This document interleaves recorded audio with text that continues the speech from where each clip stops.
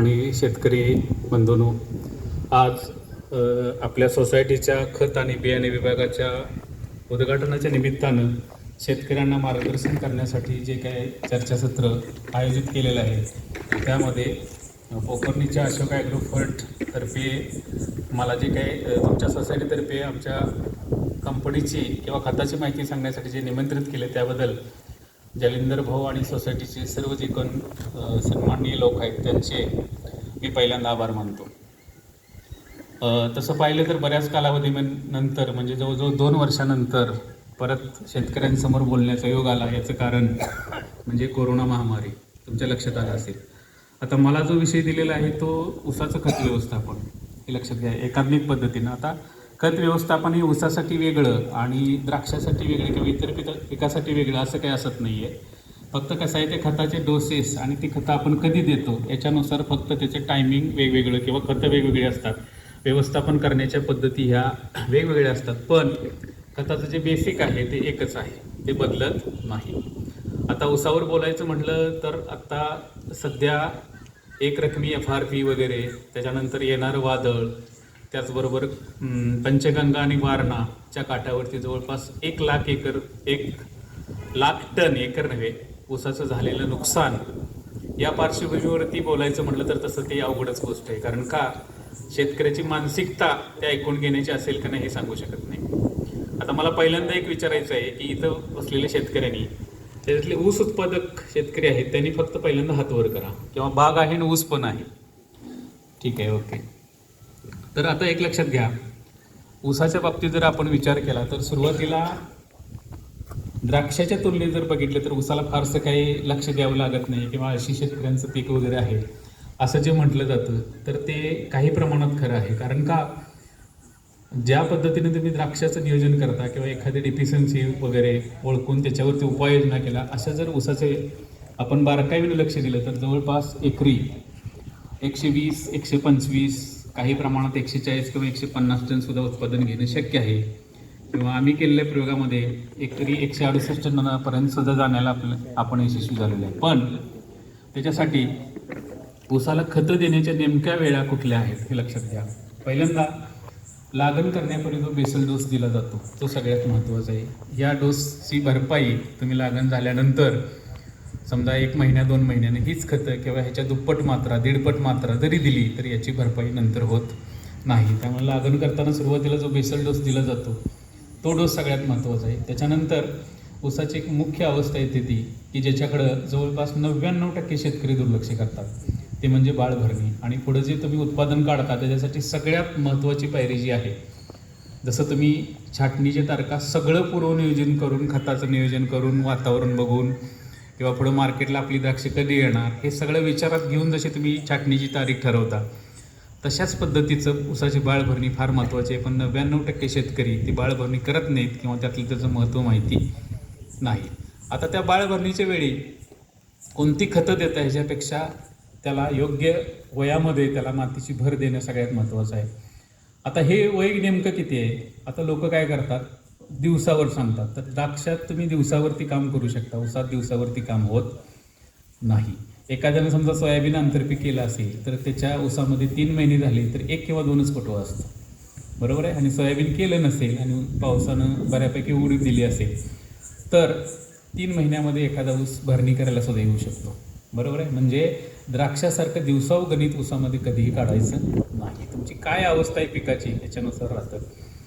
आता पहिली बाळभरणीची अवस्था कधी आहे लक्षात घ्या. एक ऊसाला मुख्य कोंब असतो, जेटाकोंब म्हणतात त्याला साधारणतः जास्तीत जास्त 6 कोंब येऊ शकतात, लक्षात आलं, मुख्य ह्याच्यातून. तर त्याच्यातील 3 ते 4 कोंब एक 6 ते 7 इंच उंचीची झाले की पहिली बाळ घालणं गरजेचं असतं. आता एक लक्षात घ्या, बऱ्याच लोकांना एवढ्या लवकर बाळभर किंवा जुनी लोक भरणी करताना सुद्धा काय म्हणतात की जोखालनं ऊस जायला पाहिजे वगैरे वगैरे, एवढी उंची वाढली पाहिजे. तर उंचीवरती ऊसाचं काही गणित नाही, लक्षात घ्या. अजून पुढचा एक मुद्दा मी सांगतो तुम्हाला, 48 कांडी 45 कांडी 9 त्याचा काही उपयोग नाही आहे. मला जे रेकॉर्ड ब्रेक उत्पादनं काही ठिकाणी बघायला मिळाली किंवा आम्ही जे प्रयोग केले त्याच्यामध्ये त्या ऊसाला जास्तीत जास्त 28 ते 29 कांडीचा ऊस होता, लक्षात आलं. तरी 150 टनाच्या पुढे त्याचं उत्पादन निघालेलं होतं किंवा निघू शकतं. आता हे कांडीचं काय गणित आहे, लक्षात आलं. काही लोक 40-45 कांडी किंवा कांडीवर गणित काढतात, तर त्याचा कांडीवर गणित काढण्यामध्ये काही मतलब नाही, ते चुकीचा विषय आहे. ते काय होतं की भरभर नायट्रोजन वगैरे एक्स्ट्रा दिला आपण तर भरभर त्याच्या कांड्या वाढत जातात. लक्षात आलं. आणि त्याचा वजनामध्ये असा तोटा होतो की वजन कमी होत जातं, लोकांच्या लक्षात येत नाही. त्यामुळं 100-120 टन ऊस काढायचा असेल तर 28-29 कांडी ऊससुद्धा पुरेसा आहे. हे मी जवळजवळ गेल्या 15 वर्षात 11 ते 12 वेळा रेकॉर्ड ब्रेक जी उत्पादनं निघालेली आहेत त्या ठिकाणी अनुभवलेलं आहे. आता ही बाळभरची मगाशी मी तुम्हाला सांगितली की 2 जरी फुटवे आले असली, फक्त 6 ते 7 इंच उंचीचे, म्हणजे त्याची पानं फक्त मुजू नयेत इतपत उंचीचे आल्यानंतर त्याला बाळभर घालायची. त्याच्यानंतर काय होतं बघा, 15 दिवसामध्ये तुम्ही ज्यावेळी पाणी द्याल ड्रिपनं किंवा पाऊस पडेल किंवा पाटानं पाणी द्याल, तर 15 दिवसात आपणाला आवश्यक असणारे 2-3 फुटवे आणि निघतात. आणि त्याच्यानंतर आपण त्याची पक्की भरणी करतो की ज्यावेळी अंतरानुसार राहते ते किती फुटवे असतात किंवा काय. तर साधारणतः 6-7 फुटवे हे 1 फूट 1.5 फूट उंचीचे झाल्यानंतर आपण पक्की भरणी करतो. ही भरणी करत असताना ऊसाची संख्या मोजून काही लोक भरणी करतात की एवढे फुटवे पाहिजेत, किंवा काही लोक कसे आहेत 1-2 महिने लेट करतात भरणी करायला. का तर ते गणित काढतात, बाबा मला एकरी 40,000 ऊस पाहिजेत, मग अजून एवढे फुटवे झाले नाहीत. तर हे सगळ्यात चुकीची पद्धत आहे, लक्षात घ्या. त्याच्या स्टेजेसनुसार आता मी जे प्रयोग केलेत प्रत्यक्षात सांगतो, कदाचित त्याला बाकीचे लोक सपोर्ट म्हणजे हे खरं आहे म्हणतील किंवा म्हणणार नाही, पण प्रॅक्टिकली तुम्हाला सांगतो कसं आहे. ऊसाचे फुटवे हे थांबवायचे असतात, लक्षात ठेवा. आता आज मी जे दिवसात काही प्लॉट बघितले त्याच्यात 3-4 ठिकाणी तसा सल्ला दिला की तुम्हाला 40,000 ऊस जे कारखान्याला जाण्यासाठी योग्य आहेत, 40 म्हणतो करेक्ट 40 असू शकत नाही, तर अगदी 28,000पासून अपवादात्मक ठिकाणी 50,000 सुद्धा ऊस बघायला मिळतात. जर टिश्यू कल्चरचं बियाणं वगैरे असेल तर ऊसाची संख्या जास्त मिळू शकते, आणि कांडीपासून लागण केली असेल तर कमी राहते. त्याच्यामध्ये जाडीमध्ये टिश्यू कल्चरला जाडी कमी भेटते पण संख्या जास्त भेटते. प्रश्न असा आहे की उत्पादन निघालं पाहिजे. तर त्यानुसार जर आपण विचार केला तर ही बाळभरणीची अवस्था केल्यानंतर माझ्या माहितीप्रमाणे पहिले 3-4 फुटवे आले की किमान 2 महिने त्याला फुटवे आले नाहीत पाहिजेत, लक्षात घ्या. आणि त्याच्यानंतर भरणी केल्यानंतर आडसाली ऊस असेल किंवा सप्टेंबर लावलेला ऊस असेल तर परत 2 महिने भरणी केल्यानंतर त्याला ऊसाला कोंब येता काम नाही. काही लोक काय करतात, भरणी करतात, अपेक्षित ऊस असतात, फक्त त्या अजून ऊस येण्यासाठी मग अमोनियम सल्फेटचा अतिरेक वापर करणे, 12-61 ड्रिपनं सारखं सोडणे, असं करून एका ठिकाणी 4-4, 5-5 ऊस निर्माण करतात नवीन. बरोबर आहे. ते परत वॉटर शूट म्हणूनच जातात, ते काही कारखान्याला जात नाही. तर हे फुटव्याचं गणित सगळ्यात मोठी कला आहे. कारण का खतं येतील, नवीन कंपन्या येतील, ग्रेड येतील, तुम्हाला पाहिजे तो रसायन इफेक्ट काढून देतील, पण तुम्हाला ऊसाचं पहिली गोष्ट शरीरशास्त्र कळालं पाहिजे, तर फायद्याची गोष्ट आहे. कारण का रासायनिक खताचे चार्ट प्रमाणे दिलं, ॲटोमायझेशन आहे, ड्रिपनं खतं दिली, दर 4थ्या दिवशी दिली, सगळी अन्नद्रव्ये दिली, नियोजन केलं, EDTA मायक्रोन्यूट्रन दिली, तरी पण तुम्ही 110, 112, 109, 108 इथंच एवढंच उत्पादन काढू शकता. तुम्हाला त्याच्या पुढचा टप्पा गाठायचा असेल तर ऊसाचं शरीरशास्त्र समजूनच त्या पद्धतीने नियोजन करायला पाहिजे. अन्यथा तुम्ही तेवढ्या पुढच्या उत्पादनापर्यंत म्हणजे पुढचे 20-25 टन आहेत ते फार अवघड आहे. तसं 90 मार्क पाडणं सोपं आहे, पण 91, 92, 93 पुढे जाणं फार अवघड आहे. कारण का तिथं आपल्या बुद्धीचे खरं कस लागत असतो. त्या पद्धतीनं जर आपण बाळभरणी हे लक्षात घेतली तर परत एकदा मी सांगतो काय थोडक्यात की पहिल्यांदा ऊसाला 3-4 फुटवे किंवा 2 फुटवे जरी आले असतील तर थोडीशी खुरप्यानं भांगलताना किंवा हातकुरी मिळते त्यानं भर लावली तर त्या फुटव्याला जाडी चांगली येते. तुम्ही नंतर कितीही 12x सोडलं किंवा जाडीसाठी जे कारणीभूत घटक आहेत ते सोडले तर त्याची जाडी बाळभरणी केलेल्या ऊसाची जेवढी जाडी असते तेवढी जाडी त्याची होऊ शकत नाही. आता त्याच्यानंतर प्रश्न असतो की पक्की भरणी करताना आपल्याला जेवढे अपेक्षित ऊस आहेत त्याच्यापेक्षा एक 8-10 हजार ऊस कमी असतील किंवा 8-10 हजारांना संख्या कमी असेल तरी चालते, ते ऊस भरणी केल्यानंतर आपल्याला येऊ शकतात. आता याला वॉटर शूट म्हणायचं नाही, कारण सांगतो तुम्हाला, जर समजा आडसाली ऊस असेल तर डिसेंबर किंवा जानेवारीमध्ये जे कोंब येतात त्याला ऊस कारखान्याला जाईपर्यंत 18 ते 22 कांडीपर्यंत तयार होतात ते, बरोबर आहे. मग त्याला तुम्ही वॉटर शूट म्हणू शकत नाही. आणि आम्ही रिकव्हरीसुद्धा मोजली की त्याची रिकव्हरी 12पर्यंत जाऊ शकते. म्हणजे आपण कोणाला फसवतो अशातला भाग नाही, किंवा वॉटर शूट काढून किंवा जास्त कोंबऱ्या काढून त्याची रिकव्हरी 6-6.5 आहे आणि आपण त्याचे हे घेतो असातला काही विषय नाही. कारण का आता हे जे तंत्र आहे हे शिकत असताना प्रॅक्टिकली 2002 साली ज्यावेळी म्हाळुंग म्हणून गाव आहे बारामतीजवळ, तिथे गेलो होतो. तिथल्या शेतकऱ्याचा 144 टन ऊस निघाला होता त्यावेळी 2002 साली, लक्षात घ्या. सगळ्यांनी प्रश्न विचारले ते कसे आहे, आणि सगळ्या शेतकऱ्यांना ऊसवाला एकच सवय असते, खताचे डोसेस तेवढे विचारायचे, कुठल्या वेळी काय टाकला. आता तुम्ही द्राक्षात बघत असाल की तुमचे 7-12 किंवा तुम्हाला बाकीचं काही रानातलं माहिती नसेल, पण शेड्यूल इतकी असतात प्रिंट काढलेली, डायरी आणि हिंदी गरजेचे आहेत का, तर आहेत, पण त्याचा जास्त त्याच्या म्हणजे ह्याच्यात फंदात पडण्यात काही अर्थ नाही. तर मी त्या शेतकऱ्यांना एकच विचारलं की तुमचे नंतर जन्माला आलेले किती कोंब होते, तर त्यांनी सांगितलं 18,000. 18×5 = 90. एक लक्षात घ्या, 4 महिन्याच्या पेक्षा पुढं आलेले जे ऊस आहेत त्याचं वजन 5 किलोच्या पुढं सहज जाऊ शकतं. लक्षात घ्या, पहिले जे 5 ते 7 फुटवे येतात त्याचं वजन 2.25 किलोच्या पुढं जात नाही. मी 10 वर्ष डाटा हा कलेक्ट केलेला आहे माझ्या पद्धतीनं. 2.25 किलोच्या वर त्याचं वजन जात नाही. पहिले 5-7 नंतर जे येतात त्याचं वजन साधारणतः 2.5 किलोपासून 4.5-5 किलोपर्यंत जातं, आणि त्याच्यानंतर 4 महिन्याच्या पुढे जे फुटवे येतात त्याचं वजनाची सुरुवातच 5 किलोपासून होते. आम्हाला काशेगावमध्ये 7.25 किलोपर्यंतचे ऊस मिळाले. लक्षात आलं. मग जादा उत्पादन काढायचं असेल तर ऊसाचं शरीरशास्त्र महत्त्वाचं आहे, ते समजून घेऊन गेले. बाळभरणी महत्त्वाची आहे, पत्ती भरणी महत्त्वाची आहे, आणि त्याच्यानंतर एक आहे की खताचा अवाजवी वापर नको आहे. लक्षात घ्या.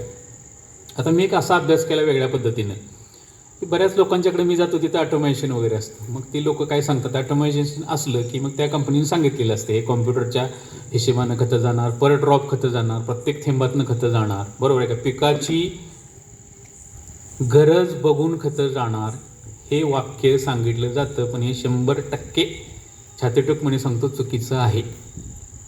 कॉम्प्युटर पिकाची गरज ओळखू शकत नाही, कितीही तंत्रज्ञान पुढं गेलं तर ओळखू शकत नाही, कारण वनस्पतीची एक पेशी 10 लाख प्रकारची रसायनं स्वतः बनवू शकते.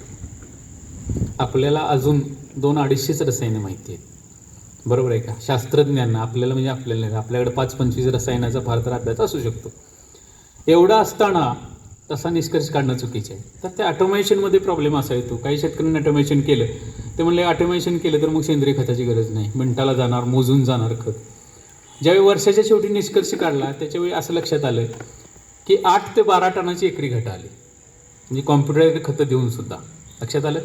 म्हणजे निश्चितपणे ही सिस्टम अजूनही थोडंसं याला जास्त संशोधन करण्याची गरज आहे, हे लक्षात घ्या. त्याच्या पद्धतीनं खतं देऊन त्याचा उपयोग होत नाही. मग मी असा अभ्यास केला की ऑटोमेशन न करता किंवा ऑटोमेशन करण्यासाठी खर्च पण खूप येतो, आणि क्षेत्र पण किमान त्या पटीत असायला पाहिजे. 1-2 एकरला ऑटोमेशन करू शकत नाही, गरज पण नाही त्याची. मग माझ्या असं लक्षात आलं की अगदी छोटे शेतकरी आहेत त्यांचं उत्पादन त्या ऑटोमेशनच्या शेतकऱ्यापेक्षा खूप जास्त निघतं, जे कमीत कमी त्यांच्यापेक्षा अगदी 50% त्याच्यामध्ये खर्च करतात, किंवा ॲक्युरेसी 50%च आहे. मग असं कसं होतंय. तर याचा अर्थ असा आहे, एक लक्षात घ्या, ऑटोमेशन जरी असेल, मिनिटावरती खतं जर देत असतील तर ही खतं पिकापर्यंत जाण्यासाठी जमिनीची जी जीवसृष्टी आहे ती कारणीभूत आहे त्यासाठी. आणि एक लक्षात ठेवा, फर्टिगेशन हे तंत्रज्ञान जे आहे द्राक्षात असेल सगळ्यात असेल, हे तंत्रज्ञान आता इथं बरेच माझ्यापेक्षा जास्त शिकलेले किंवा कंपनीचे अधिकारी आहेत. फक्त मला एक आहे, माझा जो अनुभव आहे तो ठाम मांडण्याची सवय आहे. फर्टिगेशन तंत्रज्ञान माझा 25 वर्षाचा अभ्यास सांगतो बेसलेस आहे, त्याला आधार नाही. लक्षात आलं. सुरुवातीला 1261, नंतर 1919, बरोबर आहे का. नंतर 1340-13, नंतर 13-045. याला ठीकसा आधार कुठं सायंटिफिकली देता येत नाही. आता एक आहे, चांगला अभ्यास तुमच्या द्राक्षात आहे, म्हणजे शेवटी पोटॅश वाढवलं पाहिजे, वजन वगैरे, म्हणजे तुम्ही प्रॅक्टिकली करताय ते मी मान्य करतो, कारण मी असा प्रयोग करून बघितला आहे. अर्थात माझे प्रयोग द्राक्षातले नाही आहेत, हे पहिल्यांदा मी सांगतो. कारण का, द्राक्ष सकून सर्व पिकामध्ये सांगू शकतो मी. फक्त द्राक्षाचा डे बाय डे अभ्यास असल्यामुळं, म्हणजे प्रत्येक दिवशी काय करायला पाहिजे, वातावरण वगैरे काय, ह्याच्यामध्ये आजपर्यंत 25 वर्षात मी द्राक्षाच्या ह्या फिजिकल ह्याच्यामध्ये कधी किंवा त्याच्या फिजिओलॉजीमध्ये कधी गेलेलो नाही. तर मला खतावरती सांगू शकेन मी माहिती, पण ते प्रत्येक दिवशी काय झालं, किती वेळ पानावरती शेंडा मारायचा किंवा काय ते घड जिरला का काय झाला, हे एवढं मी डिटेल सांगू शकत नाही. ते द्राक्षातले अभ्यासक जे साहेब आहेत ते सगळे तुम्हाला डे टू डे सांगू शकतील. मी फक्त कसं आहे, खतामध्ये जास्तीत जास्त गेल्या 15 वर्षात प्रयोग करून, अभ्यास करून काय जे करता येईल, पिकापर्यंत कसं पोहोचेल आणि त्याच्यासाठी काय कारणीभूत आहे हे सांगतो. आणि एक आहे की रोज अपडेट आहे, हे लक्षात घ्या. रोज अपडेट आहे. म्हणजे इंटरनेट असेल किंवा कोरोनाच्या ह्याच्यामध्ये सगळे लाईव्हमध्ये तुम्हाला ऐकायला मिळते किंवा चर्चेचं तर रेकॉर्डेड होतं, बरोबर आहे का? तुम्हाला नंतर निवांत वेळेमध्ये ते होते, तो फायदा झाला. कारण बऱ्याच वेळा चर्चासत्र ऐकायला एखादं महत्त्वाचं वाटलं तर नाशिकला जावं लागतं, बरोबर आहे? तिथं चर्चासत्र आहे, कोणा भेटत नाही, ते रेकॉर्डिंग नाही. पण कोरोनाचा एक फायदा झाला की सगळे रेकॉर्डेड तुम्हाला ऐकायला बघायला मिळायला लागलं. मग उसामध्ये असे प्रयोग केल्यानंतर परत असं लक्षात आलं की ऑटोमायझेशन तंत्राने जे खतं वगैरे आपण देतो त्याचा फारसा उपयोग होत नाही. मग एक फायनल निष्कर्ष मी असा काढला किंवा केला प्रयोग केल्यानंतर लक्षात आलं की ऊसासारख्या शेतीमध्ये फर्टिगेशनवरती फक्त 20% अवलंबून राहावं लागेल. 20%पेक्षा जास्त जर अवलंबून राहिलो तर उत्पादन वाढ मिळत नाही. 80% व्यवस्थापन हे सेंद्रिय आणि रासायनिक एकात्मिक करून ते सॉईलमध्ये, जमिनीमध्येच दिलं पाहिजे, बरोबर आहे? आता एक आहे की फॉस्फरसच्या बाबतीमध्ये त्याला 2 सेंटीमीटरच्या वर हालचाल नसते, लक्षात आलं? पोटॅशला तशा पद्धतीची हालचाल नसते. मग टाकलेला SOP जो आहे, तुम्ही मऊ पडायच्या स्टील वगैरे टाकता, तो तुम्हाला कसा काय वजन मिळवून देतो, बरोबर आहे का? तर ते सगळं बॅक्टेरिया करतात. आता ह्याचा असा सोयीस्कर अर्थ कुणीही काढायचं नाही की मी आज या आठवड्यात 0050 टाकलं त्या ड्रिपर खाली, बरोबर आहे का? की मी KSB देतो, पोटॅश सोल्युबलायझिंग बॅक्टेरिया किंवा पोटॅश मोबिलायझिंग बॅक्टेरिया देतो, तर हे 100% चुकीचं आहे. एक लक्षात घ्या, तिथं सेंद्रिय पदार्थ उपलब्ध असतील, तुम्ही त्याच्यासोबत पेंडी किंवा अन्य काही दिलं असेल तरच त्या बॅक्टेरिया काम करू शकतात, अन्यथा नाही. आणि एक दुसरं सांगतो, मायक्रोरायझाच्या बाबतीत माझे अनुभव सांगतो मी. ग्रीन हाऊसच्या बाबतीमध्ये मायक्रोरायझाचं जे नवीन संशोधन आहे 15 नंतरचं, ते सरळ असं सिद्ध होते की सोल्युबल फॉस्फरस जिथं आहे, सोल्युबल फॉस्फरस तुम्ही देतायच 1261 वगैरे, बरोबर आहे का? किंवा छाटणीला DAP कोण 12, 32, 16, 10, 26 वगैरे काहीतरी द्यायचं असेल 1261 वगैरे. जोपर्यंत सोल्युबल फॉस्फरस तिथं अवेलेबल आहे, उपलब्ध आहे, तोपर्यंत मायक्रोरायझा काहीही वर्क करू शकत नाही किंवा जगूच शकत नाही. आणि मायक्रोरायझा चांगला डेव्हलप व्हायसाठी जमिनीमध्ये कमीत कमी 15 ते 20 दिवस कुठलंही केमिकल कुठलंही देता कामा नये. मग मायक्रोरायझावरती तुम्ही जर खर्च करत असाल तर ते वेस्टेज, टाईम आणि पैशाचं वेस्टेज आहे. करायचा कधी? ज्यावेळी महिनाभर 15 दिवस तुम्ही त्याला काही सोडत नाही किंवा काय नाही, म्हणजे तो कुठला पिरियड ते तुमचं तुम्ही द्राक्षात ओळखा, बरोबर? अशा वेळी जर तुम्ही दिला तर 100% काम होईल. पण जेव्हा पुन्हा कधी केमिकल द्याल त्यावेळी ती सगळी कॉलनी जी आहे ती नष्ट होऊन जाते. दुसरं नवीन संशोधन सगळ्या पिकांमध्ये उपयोगाचं आहे की 2 अन्नद्रव्ये जी आहेत त्याच्यावरती खूप खोलात अभ्यास केला असं लक्षात आलं किंवा मी प्रयोग केल्यानंतर लक्षात आलं की फेरस आणि मॅंगनीज हे 2 घटक रिड्युस्ड फॉर्ममध्येच पिकाला मिळाले पाहिजेत. म्हणजे फेरस एक लक्षात ठेवा, रिड्युस्ड फॉर्म म्हणजे काय लक्षात येईल तुमच्या. फेरस सल्फेट उघडून ठेवल्यानंतर लोखंड गंजतं, बरोबर आहे का? असा त्याचा कलर होतो. अशा वेळी ते जमिनीत कुठलाही बॅक्टेरिया काहीही काम करू शकत नाही. त्यामुळे हे 2 एलिमेंट देत असताना रिड्युस्ड फॉर्ममध्ये म्हणजे चिलेटेड असतील अशा स्वरूपात किंवा हे बऱ्यापैकी चांगल्या सेंद्रिय खतात त्याचं तसं. आता फेरस सल्फेटची बॅग 1 दिवस उघडून ठेवली तर उद्या तांबरल्या जात होते, बघा तुम्ही ह्या वातावरणामध्ये. तसं न होता आहे तसा कलर असताना जर ते रिड्युस्ड फॉर्ममध्ये मी सेंद्रिय खतात वगैरे मिसळून ठेवलं तर ते लागू होतं. तुम्हाला माहिती आहे की स्लरीमधनं दिलेले फेरस सल्फेट चांगले रिझल्ट देते. लोक जमिनीत 25 किलो टाकायला लागलेत. लक्षात आलं? ऊसाचं तर गणित विचारू नका, कितीही टाकतात लोक.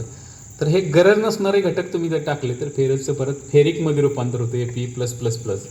आणि बाकीचे अन्नद्रव्ये जे काय आहेत, झिंक, फेरस वगैरे, ह्यांच्या उपलब्धतेमध्ये ह्याचा अडथळा होतो. सगळी लोक उपलब्धतेवर बोलतात, बरोबर आहे का? हे जी उपलब्धता असं केल्यावर होईल किंवा EDTA हे पुढचं आलेलं आहे, हे टेक्नॉलॉजी आहे. किंवा द्राक्षात तुम्ही ॲम्युनो बेस्ड चिलेटेड मायक्रोन्यूट्रन वापरत नाही आहे कारण नायट्रोजन एक्सेस होण्याची शक्यता असते वगैरे वगैरे.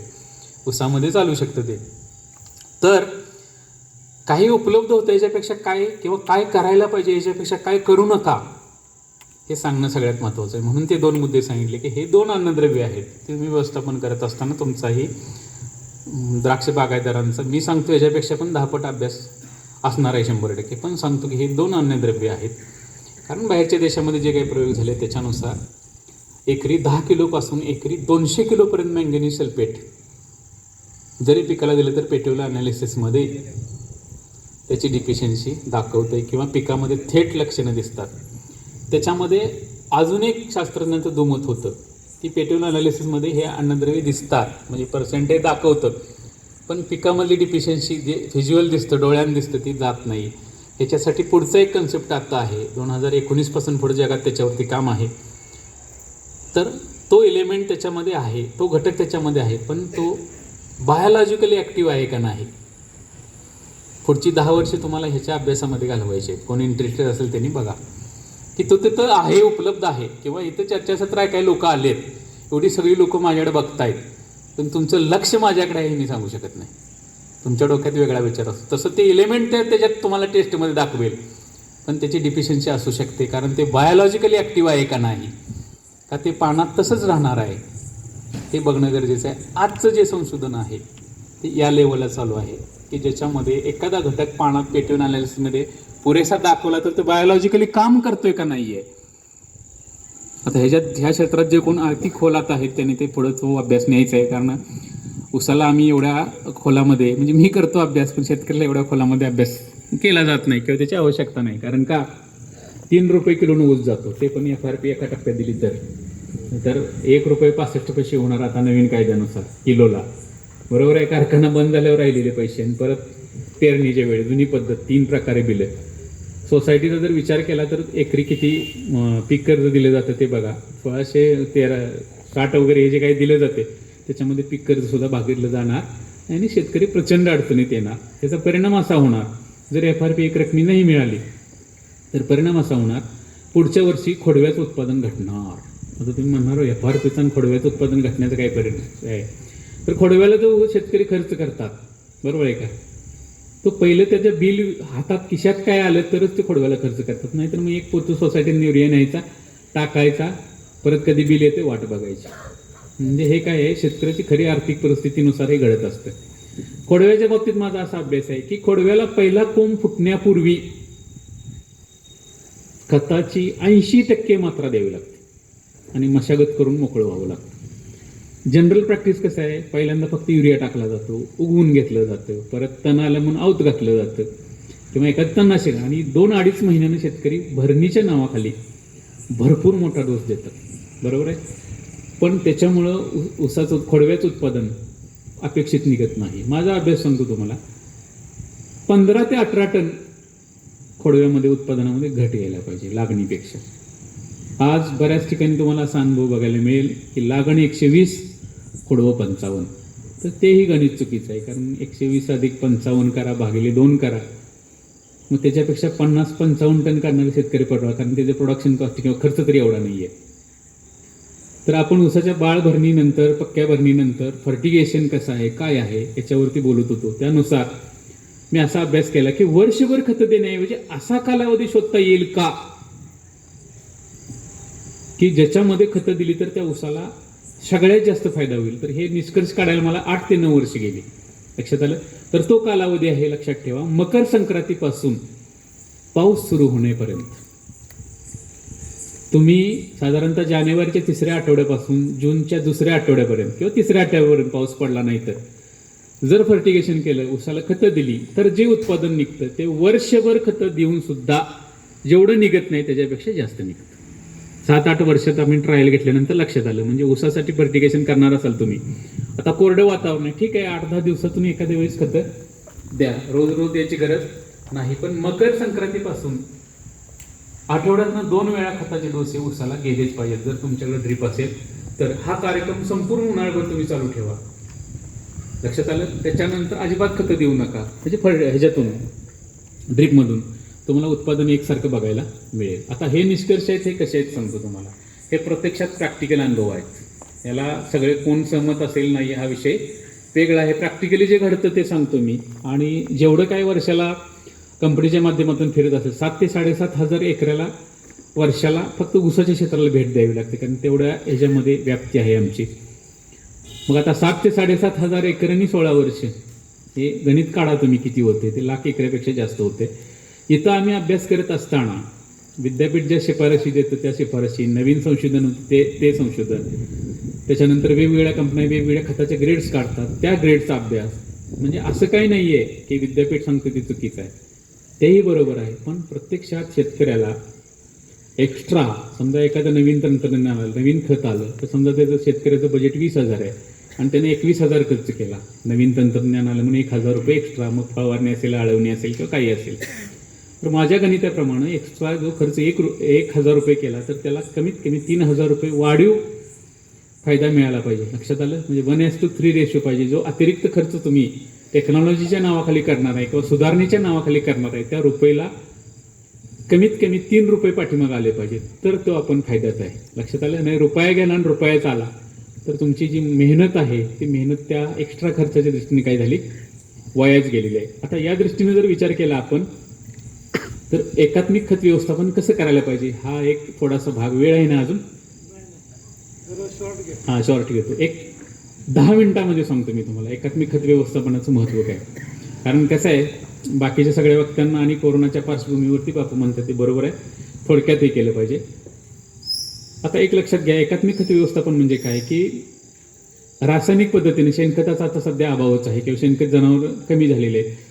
रासायनिक खतं आणि सेंद्रिय खतं ह्याचा जर एकत्रित वापर आपण केला की जे 16 वर्ष आम्ही त्याच्यावरती काम करतोय तर ती तुमची द्राक्ष बाग असेल तर 1:2 प्रमाणात म्हणजे एक 50 किलो रसायन असेल तर कमीत कमी 100 किलो त्याला पेंडी किंवा गांडूळ खत किंवा काय जे असेल सेंद्रिय खत त्याची जोड दिली पाहिजे.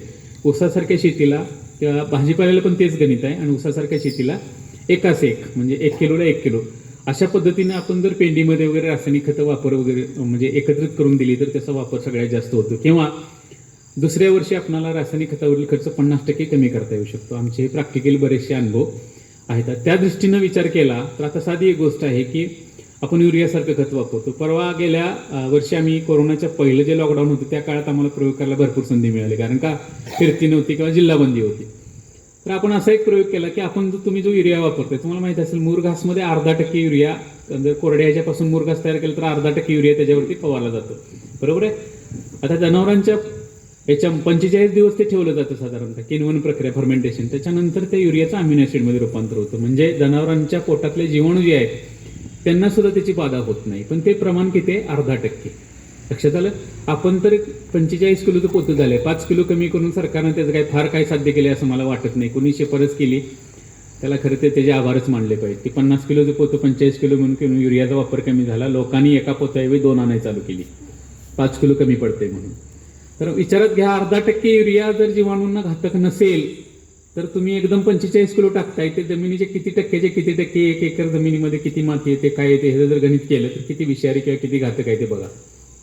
आणि एक आहे की युरिया फक्त तुम्ही जमिनीला जर दिला तर माझ्या माहितीप्रमाणे सगळ्यात घातक खत आहे जे किंवा तुमच्या पाण्याची क्वालिटी बिघडण्याला किंवा माणसाची रोगप्रतिकारक शक्ती कमी व्हायला इनडायरेक्टली जबाबदार फक्त युरिया आहे. न्यूझीलंडसारखा असा देश आहे की जिथं पुढच्या 2-3 महिन्यामध्ये अख्ख्या देशामध्ये युरियावरती बंदी येते, म्हणजे युरियाचा वापर बंद होते. त्यांच्या संसदेत 3 वेळा विधेयक आत्तापर्यंत आलेलं आहे, ते आता सहमत होईल. त्याच्यानंतर न्यूझीलंड देशामध्ये मिश्र स्वरूपात ठीक आहे, अमोनिकल स्वरूपात किंवा 1846 वगैरे त्यातला 18 ठीक आहे, पण थेट युरिया वापरावरती तिथं काय आता बंदी येते. आपण कधी करणार हा विषय वेगळा आहे.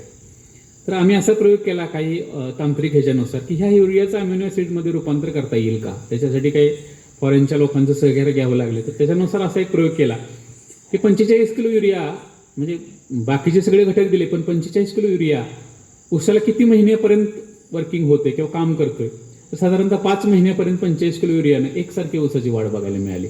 तर त्याचा काय आहे नेमकं रहस्य काय आहे, तर त्या युरियाचं रूपांतर जमिनीतल्या जीवाणूंकडनं किंवा सेंद्रिय खतातल्या जीवाणूकडनं थेट अमिनो ॲसिडमध्ये रूपांतर करण्याची एक फॉर्म्युला म्हणा थोडक्यात. काही फॉरेनच्या सायंटिस्टतर्फे आपल्याला तो भेटला होता नेटच्या माध्यमातून वगैरे.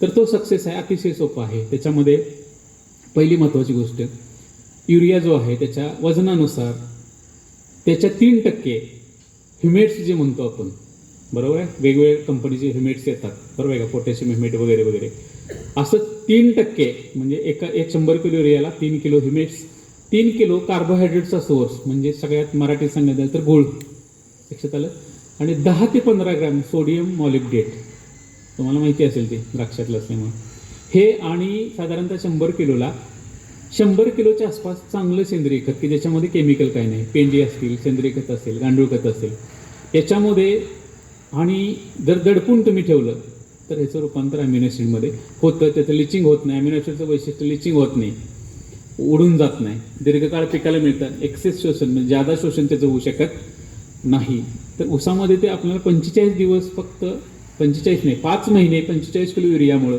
नायट्रोजनची डिफिशियन्सी आपल्याला आढळणे आहे. फक्त ह्या पद्धतीने तो केल्यामुळं असे बरेचसे प्रयोग किंवा बरेचसे संशोधनं नवीन झालेले आहेत ते तुमच्यापर्यंत अनेक माध्यमातून व्हॉट्सअप ग्रुपमध्ये येत असतात, किंवा तुम्हाला स्वतंत्रपणे त्याच्यावरती जर काही हे करायचं असेल तर माझा नंबर भाऊंच्याकडे आहे वगैरे घ्या, तुम्हाला ते मार्गदर्शन आम्ही फ्रीमध्ये करतो. किंवा ते फक्त एक आहे प्रॅक्टिकली तुम्ही ते केलं पाहिजे. आता फक्त 5 मिनिटात सांगतो तुम्हाला की असा परवा आम्ही एक प्रयोग केला. परवा म्हणण्यापेक्षा त्याला 2018 डिसेंबरला आम्ही सुरुवात केली आणि प्रॅक्टिकली सुरुवात झाली ती जानेवारी 21ला, म्हणजे जवळजवळ 5-7 महिने झाले त्याला.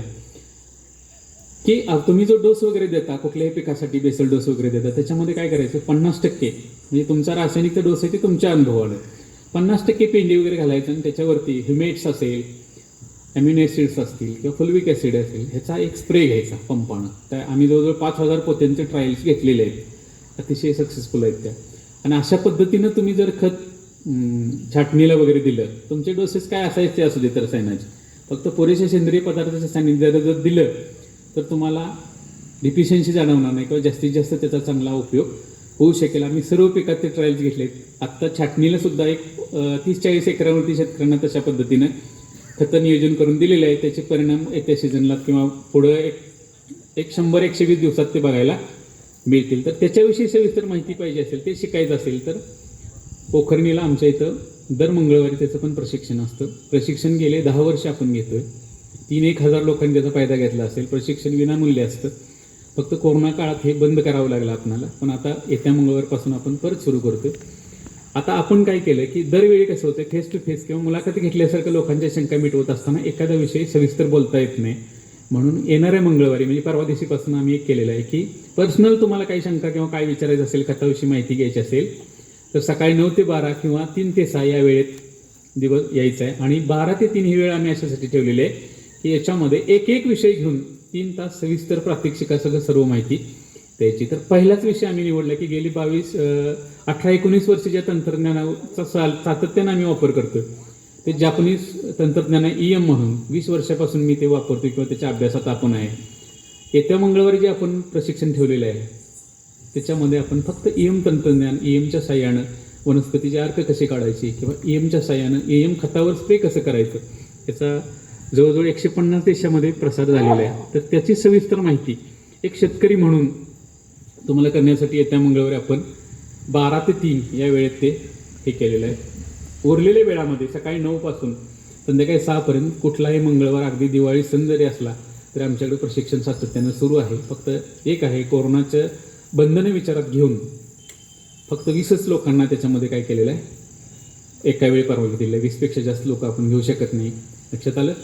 तर माझा नंबर भाऊंच्याकडे आहे. कोणाला काही सविस्तर माहिती पाहिजे असेल तर ती त्यांच्याकडं तुम्ही घ्या किंवा नंबर घ्या किंवा पाहिजे असेल तर सांगतो मी. व्हॉट्सअप नंबर आहे 75 886 886 27 034. कारण हा विषय अजूनही बरेचसे तज्ज्ञ लोक बोलणार आहेत आणि हा उद्घाटनाचा कार्यक्रम आहे.